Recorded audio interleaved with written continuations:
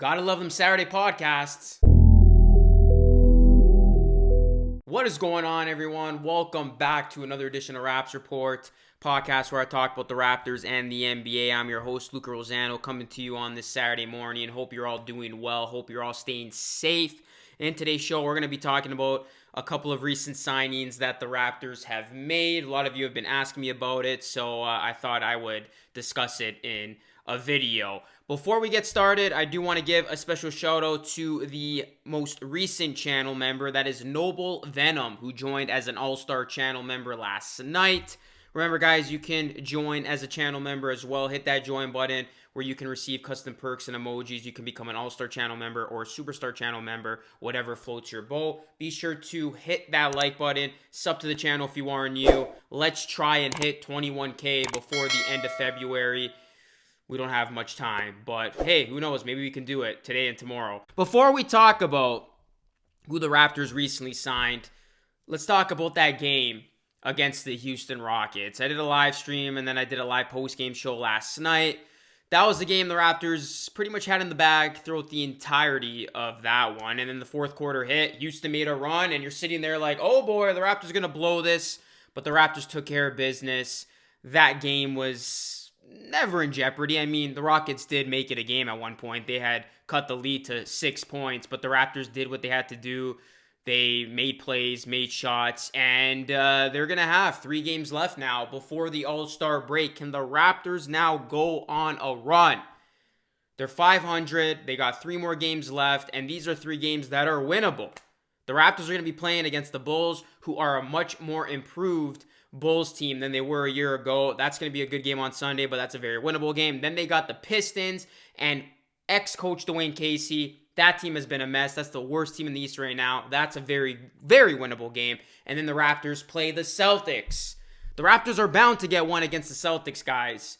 So all of a sudden, things are looking very optimistic in Raptors land. If the Raptors can go on a run here, and even if they don't go 4-0, that would be awesome. If they can even go 3-1, you'll take that going into the All-Star break, because we know the second half of the season is going to be a tough one. I didn't do a show covering the second half of the season schedule, which was released a couple days ago, but in a nutshell, Raptors are going to have to brace a lot of back-to-backs, and they're going to be going up against a lot of Western Conference opponents. So it's not going to be easy. It's going to be tough. Go take a look at the schedule if you haven't already for the second half of the season.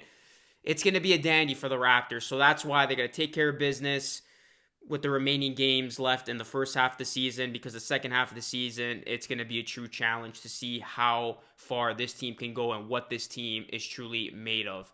So let's talk about some recent news. This happened a couple days ago. Thought I would address it in today's show. The Raptors have signed forward Donta Hall to a 10-day contract. He's a 6'10" frontcourt player, and he will be playing with the Raptors 905.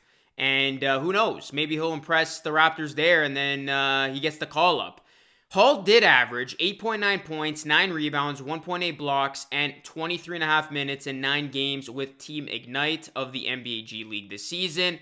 And Hall split the 2019-20 season between the Grand Rapids Drive of the G League and Detroit Pistons and Brooklyn Nets in the NBA. You might have seen him in that playoff series that the Raptors had from a year ago. He averaged 4.3 points, 4.2 rebounds in 14.8 minutes in 9 games at the NBA level. Then the Raptors 905 made a move. They acquired guard Jaron Cumberland and a 2022 second-round pick from the Rio Grande Valley Vipers in exchange for forward DeJuan Hernandez. Yes, Hernandez has been traded. It's a shame it never worked with DeJuan Hernandez. I thought he did have some upside. Obviously, the Raptors 905 didn't see enough in him, so they made that move. As for the Raptors signing Hall, I got to check out some of this guy's highlights. I like what I see. Blake Murphy of The Athletic had this to say about Hall. The Raptors have made the Hall 10-day official. He'll join Raptors 905,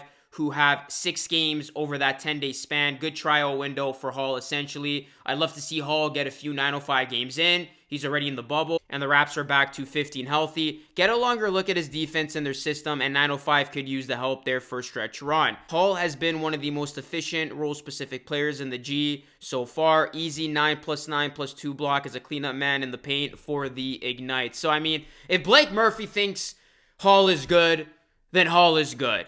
The Raptors have nothing to lose at this point. The worst case scenario here, guys, he doesn't impress the organization. He gets cut. It's only a 10-day contract. The best case, the developmental system does what it does best, and they make another gem out of nowhere. And Hall ends up making it to the main roster. Maybe. We'll see. But, yeah, I mean, the Raptors could use another big, 6'10", front court player. I like his averages. 9 rebounds. He's going to fight hard. Go look at the highlights. He definitely looks somewhat impressive, and it'll be interesting to see if he does pan out and if we do see Hall at any point on the main roster. But I just wanted to talk about this. The Raptors do need a big man. They do need a center. They do need another big to go alongside Aaron Baines, who has been playing better. Got to tip my hat to Aaron Baines. He has been playing better, but he's a backup center. The Raptors are just missing that one center, one more big. If they get one more big, a consistent one more big, I think this Raptors team is going to have a chance to compete and make some noise in the second half of the season. So we'll see what happens. What's your reaction to this, guys? What's your reaction to the Raptors next couple of games before the deadline? And do you think the Raptors will make a move in terms of trying to get a big, or do you think they're just going to remain status quo and not do anything of substance? I mean, Kyle Lowry's name has been coming up a ton in trade rumors. His agent did shut that down. That's something I did not mention in the video that I made the other day because that news was not known. So we don't know if the Raptors are going to be buyers or sellers or just stay put.